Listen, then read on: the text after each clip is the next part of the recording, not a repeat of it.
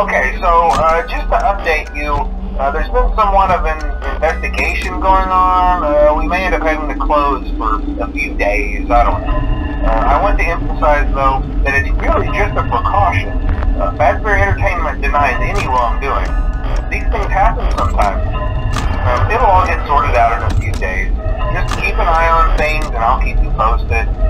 Just as a side note, though, try to avoid eye contact with any of the animatronics side if you can. Someone may have tampered with their facial recognition systems. We're not sure.